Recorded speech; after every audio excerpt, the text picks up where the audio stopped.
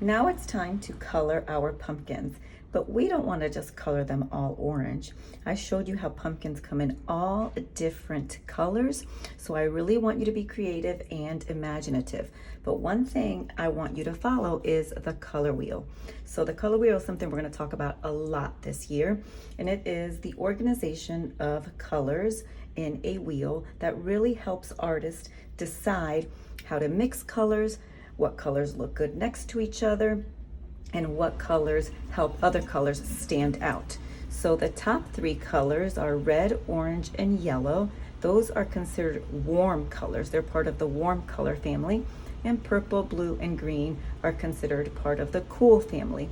You can think about red, orange, and yellow as hot fire, sun, and purple, blue, and green like cool water and grass. So I want you to think about either doing your pumpkins in cool colors and the background in warm colors, or your pumpkins in warm colors and the background in cool colors. Now, there's a few colors that you will not see on the color wheel here. You will not see the browns, the blacks, the whites, and the grays. Those are called neutral colors, and they could be either warm or cool. So let's begin. I am going to be creative, and I am going to do this pumpkin in cool colors, and I'm going to make this like a sunset. So my cool colors would be the blues, the greens, and the purples. Decided to make my really big pumpkin shades of blue and purple, and you can see that I also have white. White is a neutral color, so I'm going to add that to my cool colors, and I'm going to start from light to medium to dark.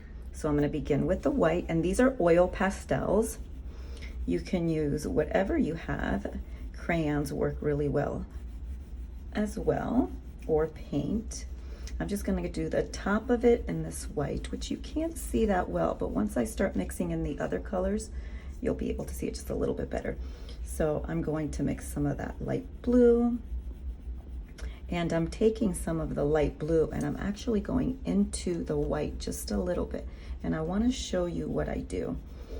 It's one of the reasons I love oil pastels. They're very creamy and they mix very, very well. So I'm going to take that white again. Whenever you have the two colors next to each other, you take the lighter of the two, which in this case is white, and right where the two colors meet, that's where I'm going to take the lighter color and blend it into the darker color. And we spoke about this earlier this year, mixing colors and blending them. It gives you a third color. It gives me like a super light blue. Okay, now I'm going to take my darker blue down here, and again I'm going to go all the way across, and when I get to the end, now I'm going to take the lighter of the two colors, which is the light blue, and right where the two colors meet, I'm going to take the lighter color and blend just right in between there. Right there, so I don't see the line. Instead, I see a nice smooth transition from one color to the other. And then down at the bottom, if I had a really dark blue, I'd use it, but I don't.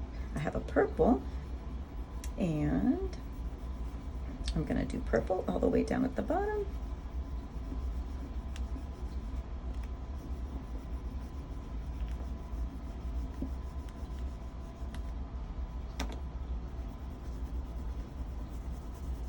And the lighter of these two colors, sometimes it's hard to tell between blue and purple, but I will say that it is the blue. So I'm going to take the blue, and again, I am going to blend up and down. Okay. Now, I really want to see those lines that we originally did with the pencil. So I'm going to take the darkest of the color, and I'm just going to run my oil pastel right over the pencil line, just so that it shows up just a little bit more, almost like a shadow.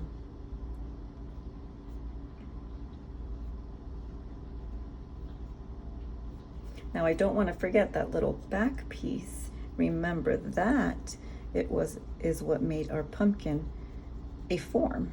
It took our pumpkin from a shape to a form. So that little back piece is really important. I'm just going to blend a little bit of the blue with it.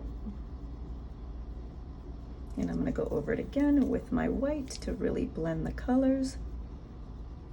And if you are using oil pastel, one thing you're going to notice with oil pastels is because they are so soft and creamy, a lot of the little pieces fall off. You never want to rub your hand across it like this because it will get all over your hand and it will run into the other colors. So you can just gently just tap your paper and it will come off. Now I'm going to continue with the blues and the purples in my stem and even into my leaf. I've colored all of my pumpkins. As you can see that this one I went from light to medium to dark.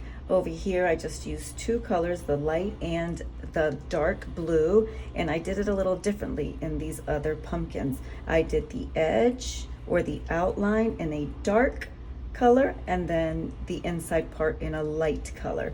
And then over here on this one, I just went from the light to the medium to the dark blue. So now it's time for me to do my background. And since I did my pumpkins in the cool colors, I'm going to do my background in the warm colors. So even if this looks like rolling hills, and typically you would color that green, I am not coloring it green. I still haven't decided what I'm gonna do, but it might be like a red or a pink or an orange, something different, because I really wanna make this creative and use my imagination. And again, I am going to blend colors.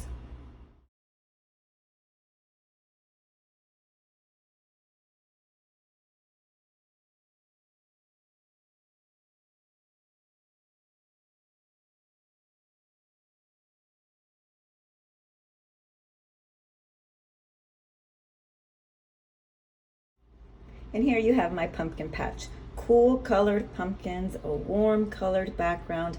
I colored the entire 2 pages in my sketchbook. I blended, I mixed colors. I can't wait to see what you all create.